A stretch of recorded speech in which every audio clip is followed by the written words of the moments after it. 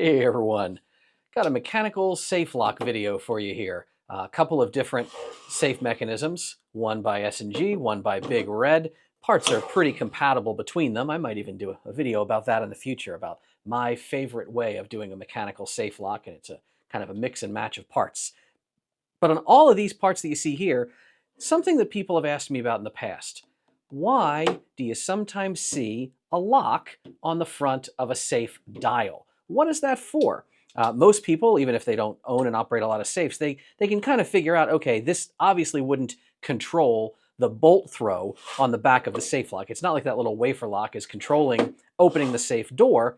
This must just be for the dial itself. And that's true. These are locks that will prevent operation of the dial mechanism. And over the years, people have offered different explanations as to why you might want that. Some people kind of mistakenly think, or maybe it has been used this way in the past, like, well, I don't want people just messing with the safe. If I'm not around, if somebody's in my house, like a house cleaner or a curious teenager, I don't just want them fiddling with the safe. Okay, you could kind of do that. It's not a particularly robust lock. You can see it's a wafer lock here. The bitting is not all that complicated. Other people will say, well, what I want is I want to make sure the safe lock, if it's being transported or moved or installed, nobody can spin the dial and mess anything up. Yeah, sure, I guess you could do that.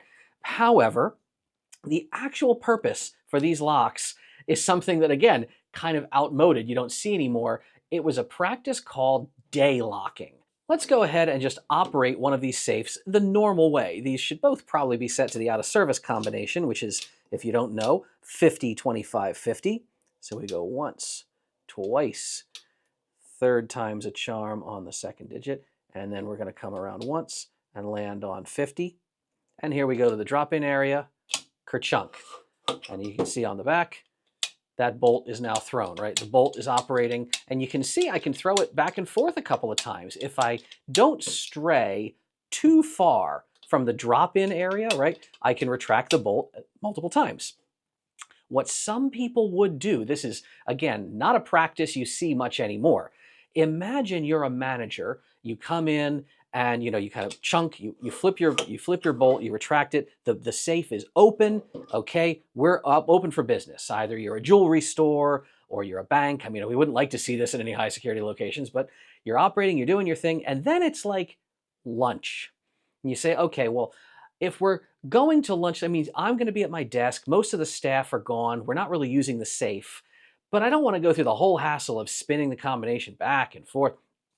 If I'm walking away from the safe for just a minute or two, what if, this person says, what if I extend the bolt, close the door, extend the bolt, but then I just want to kind of drop this lock right here and turn this, and then I've jammed it. So now in theory, nobody can come up and retract the bolt.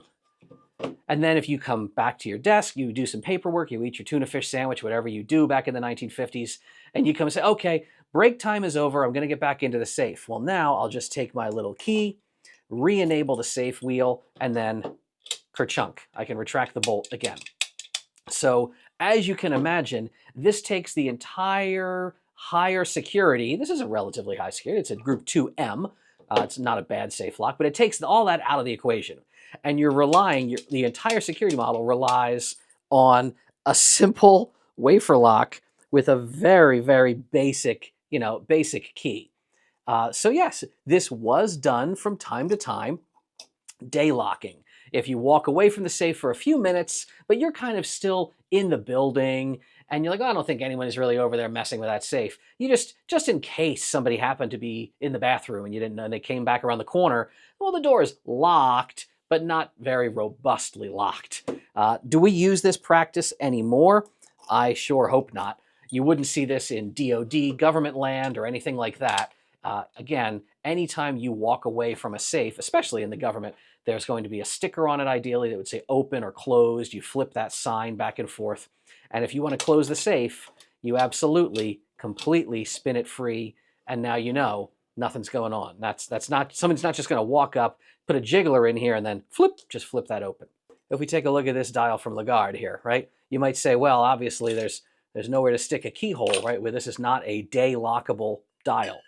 many times the parts do support that.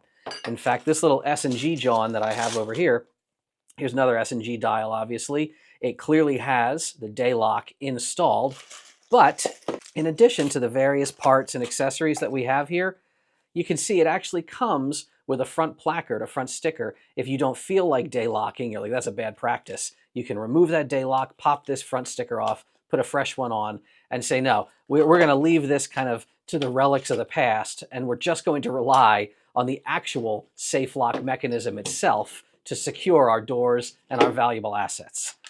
That's what I recommend in the future everyone do. That's day locking. Not something we see much anymore. If you still see this done at your place of business or something like that, be bold. Maybe you tell us in the comments below why you've seen it or seen it in the past. Hopefully you don't see it much anymore. Again, I just love talking about this stuff. It's a little quirk of history, but now you know a bit more. If you have more questions about safes, I'm all the places and spaces you can ask me.